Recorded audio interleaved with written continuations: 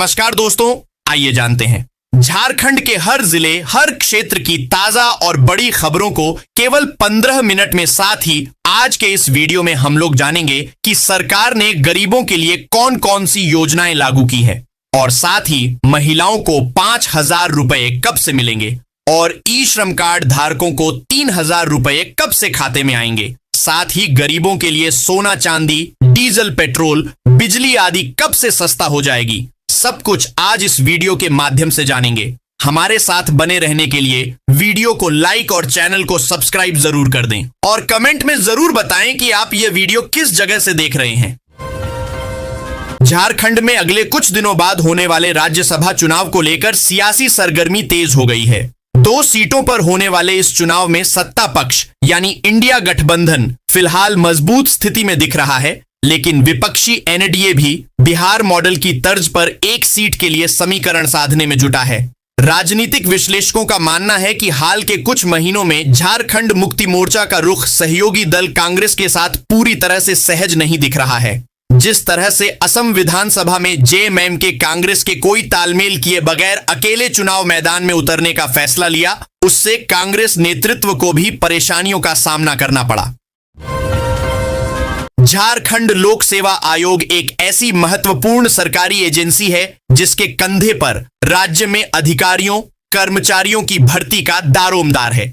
इस एजेंसी की ओर से ली जाने वाली परीक्षाओं में गड़बड़ियां गंभीर चिंता का विषय है।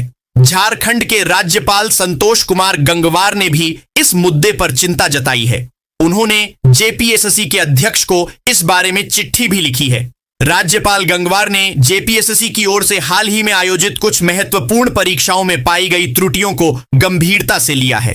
राज्यपाल के निर्देश पर इस संबंध में लोक भवन की ओर से झारखंड लोक सेवा आयोग के अध्यक्ष को पत्र भेजा गया है। इस पत्र में उक्त परीक्षाओं में हुई गलतियों की ओर ध्यान दिलाया गया है। अलग झारखंड राज्य की मांग पहली बार आजादी के पहले वर्ष 1912 में शुरू हुई थी। बिहार, पश्चिम बंगाल, ओडिशा और मध्य प्रदेश के आदिवासी बहुल और खनिज संपदा से परिपूर्ण इलाकों को मिलाकर वृहत झारखंड की परिकल्पना की गई थी। करीब 88 सालों तक इस मांग की अनदेखी की गई। वर्ष 2000 के बिहार विधानसभा चुनाव में लालू प्रसाद यादव की पार्टी आरजेडी को स्पष्ट बहुमत नहीं मिला, जिसके कारण नीतीश कुमार ने भाजपा के समर्थन से बिहार में सरकार बनाने का दावा पेश किया। झारखंड सरकार ने राज्य के वृद्धजनों के लिए एक बड़ी और सुखद घोषणा की है। अब बुजुर्गों को प्रतिमाह 3,000 रुपए पेंशन राशि मिलेगी। यह ऐतिहासिक निर्णय राज्य के वरिष्ठ नागरिकों को आर्थिक रूप से सशक्त बनाने और उनके जीवन स्तर को बेहतर बनाने की दिशा में एक क्रांतिकारी कदम है। भारत सरकार द्वारा पीएम विश्वकर्मा योजना के अंतर्गत महिलाओं को आत्मनिर्भर बनाने के लिए फ्री सिलाई मशीन योजना चलाई जा रही है। इस पहल का मुख्य उद्देश्य ग्रामीण और शहरी क्षेत्रों की महिलाओं को स्वरोजगार के अवसर प्रदान करना है। योजना के तहत पात्र महिलाओं को सिलाई मशीन खरीदने के लिए 15,000 रुपए की आर्थिक सहायता और मुफ्त प्रशिक्षण दिया जाता है। इससे महिलाएं घर बैठे सिलाई का कार्य शुरू कर अपनी आय बढ़ा सकती हैं। यह कदम महिला सशक्तिकरण और उन्हें आर्थिक रूप से स्वतंत्र बनाने की दिशा में अत्यंत सराहनीय है। ई श्रम कार्ड धारकों के लिए प्रधानमंत्री श्रम योगी मान धन योजना एक महत्वपूर्ण पहल है। इस योजना के तहत असंगठित क्षेत्र के श्रमिकों को 60 वर्ष की आयु पूर्ण होने के बाद 3,000 रुपए की मासिक पेंशन प्रदान की जाती है। इसका मुख्य उद्देश्य बुढ़ापे में श्रमिकों को आर्थिक सुरक्षा और सम्मानजनक जीवन देना है। योजना से जुड़ने के लिए श्रमिक की आयु 18 से 40 वर्ष के बीच होनी चाहिए। सरकार की यह कल्याणकारी योजना रेहड़ी पटरी वालों, रिक्शा चालकों और मजदूरों को भविष्य की चिंताओं से मुक्त कर उन्हें आत्मनिर्भर बनाने की दिशा में एक बड़ा कदम है। पश्चिम बंगाल में शनिवार को बीजेपी और टीएमसी वोटों की गिनती के लिए सिर्फ केंद्र सरकार के कर्मचारियों को नियुक्त करने के मुद्दे पर आमने सामने रहे। वहीं चुनाव आयोग ने मतगणना को लेकर राज्य में अतिरिक्त ऑब्जर्वर नियुक्त करने का फैसला लिया है। दूसरी ओर शनिवार को केंद्रीय कर्मचारियों के मसले पर सुप्रीम कोर्ट के फैसले को टीएमसी अपनी जीत बता रही है, तो वहीं बीजेपी इसे ममता बनर्जी की हार बता रही है। पश्चिम बंगाल की 294 सीटों पर 29 अप्रैल को वोटिंग समाप्त हुई थी, लेकिन अब फाल्टा सीट पर 21 मई को दोबारा वोटिंग होगी। इसका मतलब है कि सोमवार को पश्चिम बंगाल की सिर्फ 293 सीटों समेत देश के 4 राज्यों और एक केंद्र शासित प्रदेश के नतीजे आएंगे। पश्चिम बंगाल की राजनीति हमेशा से ही अपने तीखे तेवरों और चुनावी हिंसा के लिए जानी जाती रही है। साल 2026 का विधानसभा चुनाव भी इससे अलग नहीं है। 294 सीटों वाली विधानसभा के लिए 2 चरणों में हुए मतदान के बाद अब सबकी नजरें चुनावी नतीजों पर टिकी हैं। लेकिन इस बार का चुनाव केवल तृणमूल कांग्रेस टीएमसी और भारतीय जनता पार्टी बीजेपी की सीधी जंग भर नहीं है। इसके पीछे स्पेशल इंटेंसिव रिवीजन SIR और राज्य की बदलती जनसांख्यिकी के गहरे राजनीतिक मायने छिपे हुए हैं। पिछड़ा वर्ग के लाभुकों को आरण उपलब्ध कराने में राज्य सरकार की एजेंसियां अब तेजी से सक्रिय हुई हैं।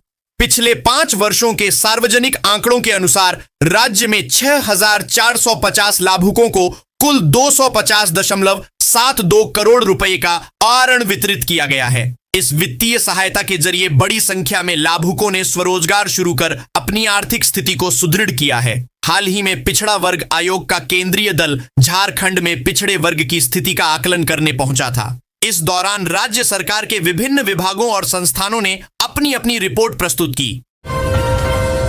जिले में एयरपोर्ट बनाने के मामले में राजनीति से ऊपर उठकर पहल होनी चाहिए। एयरपोर्ट का औद्योगिक क्षेत्र में होना समय की मांग है। कोयला नगरी धनबाद के लिए यह जरूरी है। बेहतर कनेक्टिविटी ही विकास की नींव है और एयरपोर्ट किसी भी क्षेत्र को राष्ट्रीय एवं अंतर्राष्ट्रीय स्तर पर जोड़ने का सबसे प्रभावी माध्यम है। यह बातें डुमरी विधायक व जेएलकेएम सुप्रीमो जयराम महतो ने कही। बता दें, हाल ही में भाजपा सांसद ढुलू महतो भी धनबाद में एयरपोर्ट के लिए धरना दे चुके हैं। रविवार को तोपचांची में हवाई अड्डा निर्माण के मुद्दे पर श्री पार्श्वनाथ धनबाद एयरपोर्ट मिशन के सदस्यों ने जयराम से मुलाकात की और इसके लिए समर्थन मांगा। जिले में होमगार्ड बहाली को लेकर चयनित अभ्यर्थियों का आक्रोश सामने आया है। रविवार को चयनित अभ्यर्थियों ने बैठक की और वर्ष 2017 की बहाली को लेकर राज्यपाल से मिलने तथा आगामी 5 मई को एक दिवसीय धरना देने का निर्णय लिया है। अभ्यर्थियों की मांग है कि बहाली की CBI जांच हो ताकि CD और हार्ड डिस्क गायब करने वालों पर उचित कार्रवाई हो। बैठक के दौरान चयनित अभ्यर्थियों ने आरोप लगाया कि पूरे प्रकरण में उनकी कोई गलती नहीं है। धांधली और गड़बड़ी होमगार्ड के अधिकारियों के स्तर से की गई। झारखंड के 439 आदर्श विद्यालयों की JHPMS पोर्टल आधारित स्मार्ट क्लास ताजा रिपोर्ट ने राजधानी रांची के प्रदर्शन की पोल खोल दी है। जहां गिरिडीह, देवघर, जामताड़ा और लोहरदगा जैसे जिले स्मार्ट क्लास के उपयोग और नियमित रिपोर्टिंग में आगे नजर आए, वहीं रांची का एक भी विद्यालय टॉप 25 में जगह नहीं बना सका। राजधानी होने के बावजूद रांची का शीर्ष सूची से बाहर रहना शिक्षा व्यवस्था के लिए चिंता का विषय बन गया है। विशेषज्ञों का मानना है कि अन्य जिलों ने जहां डिजिटल शिक्षण को प्रभावी तरीके से अपनाया है, वहीं रांची में अब भी इसकी गति धीमी है। स्मार्ट क्लास संचालित होने के बावजूद पोर्टल पर नियमित डेटा अपडेट नहीं होने से वास्तविक प्रदर्शन सामने नहीं आ पा रहा है। नगर निगम ने शहरवासियों की सुविधा और पारदर्शिता को बढ़ावा देने के लिए स्मार्ट रांची ऐप के माध्यम से सामुदायिक भवनों की ऑनलाइन बुकिंग सुविधा शुरू कर दी है। इस नई व्यवस्था के लागू होने के बाद अब नागरिकों को बुकिंग के लिए नगर निगम कार्यालय के चक्कर लगाने की जरूरत नहीं पड़ेगी। इस डिजिटल प्रणाली के तहत नगर निगम क्षेत्र के सभी सामुदायिक भवनों की बुकिंग पूरी तरह ऑनलाइन की जा सकेगी। इच्छुक नागरिक स्मार्ट रांची ऐप डाउनलोड कर लॉगिन करने के बाद अपनी आवश्यक तिथि, स्थान और उपलब्धता के अनुसार सामुदायिक भवन का चयन कर बुकिंग कर सकते हैं। रांची विश्वविद्यालय में स्नातक की पढ़ाई नई शिक्षा पद्धति से शुरू होने के बाद अब PG की पढ़ाई की तैयारी चल रही है। नए सत्र 2025 से 27 से PG की पढ़ाई 2 प्रकार से होगी। इसमें पहला 1 साल का और दूसरा सामान्य PG 2 वर्ष का होगा। इसके लिए सिलेबस भी विवि प्रशासन ने तैयार कर लिया है। वहीं 1 वर्ष PG और दूसरे वर्ष की PG की सीटें भी तय कर दी गई हैं। नामांकन प्रक्रिया भी इसी आधार पर ली जाएगी। कमर्शियल गैस सिलेंडर की कीमतों में लगातार हो रही भारी वृद्धि ने रांची के होटल और रेस्टोरेंट कारोबार को संकट में डाल दिया है। बढ़ती लागत के कारण संचालकों ने अब गैस की जगह कोयले का सहारा लेना शुरू कर दिया है। हालात ऐसे हो गए हैं कि गैस सिलेंडर का उपयोग अब केवल छौंक लगाने तक सीमित रह गया है।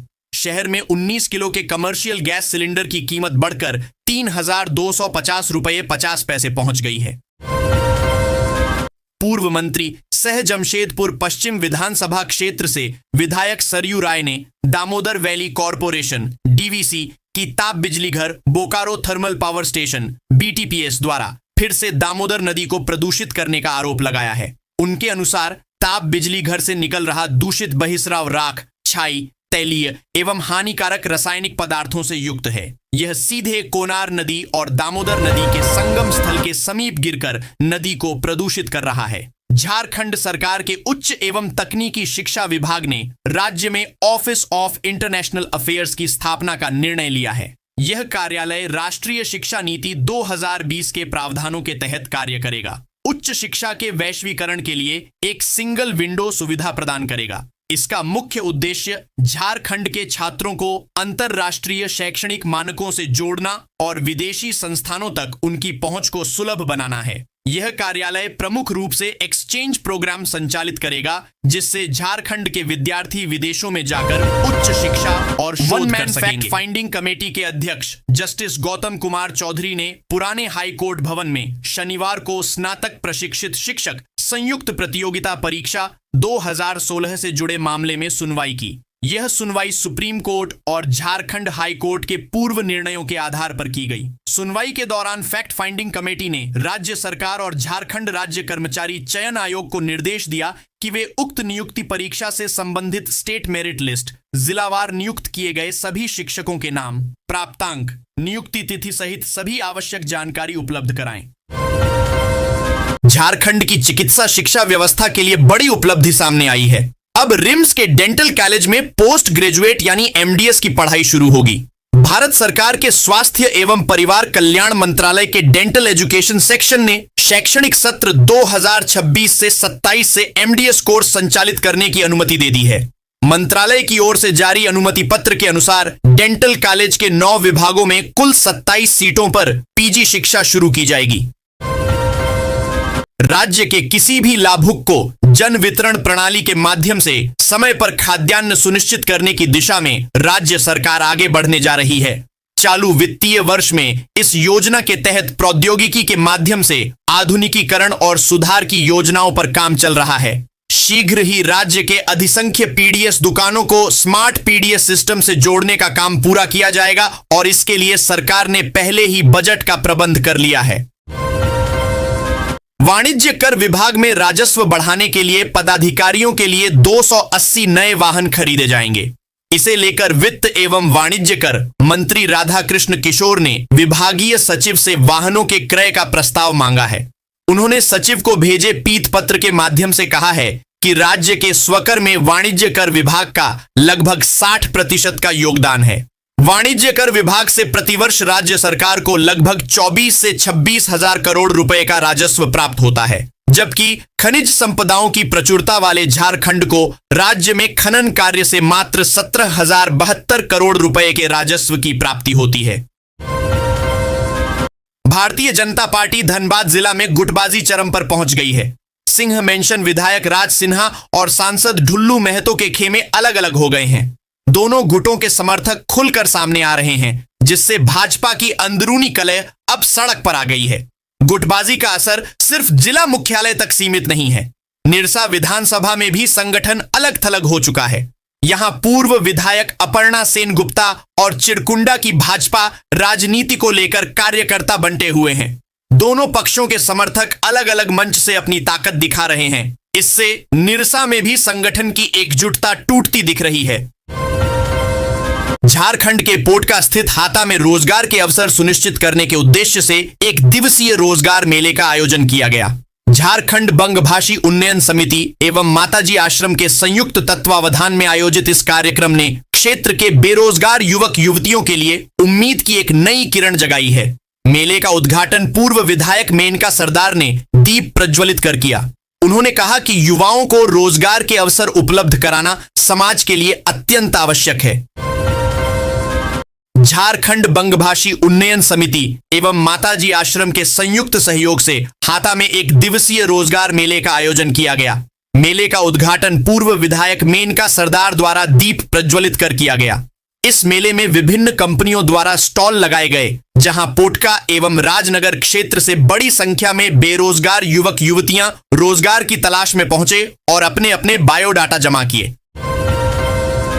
चास समेत पूरे झारखंड में जमीन की खरीद बिक्री, दाखिल खारिज से संबंधित सभी प्रकार के कार्य 4 मई तक बंद रहेंगे। राजस्व, निबंधन व भूमि सुधार विभाग के उप निदेशक ने संबंधित विभागों को सूचना भेजकर झार भूमि सर्वर के मरम्मत कार्य की जानकारी दी है। सूचना में बताया गया है कि राज्य भर में जमीन से जुड़ी सभी ऑनलाइन सेवाएं 4 मई तक पूरी तरह से बंद कर दी गई हैं।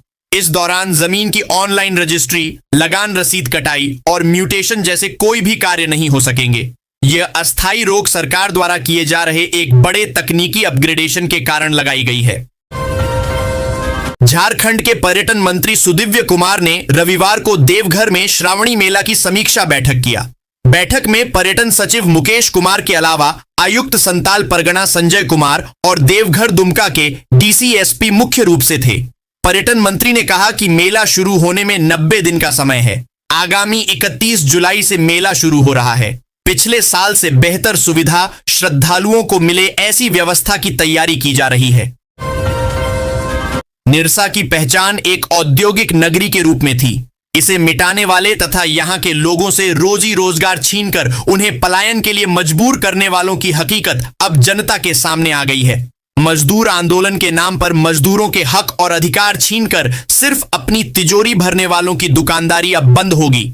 उक्त बातें रविवार को धनबाद सांसद सह यूनाइटेड कोल वर्कर्स यूनियन के केंद्रीय महासचिव ढुल्लू महतो ने निरसा के पंजाबी मिलन केंद्र में आयोजित यूसीडब्ल्यूयू के मिलन समारोह को संबोधित करते हुए कहीं।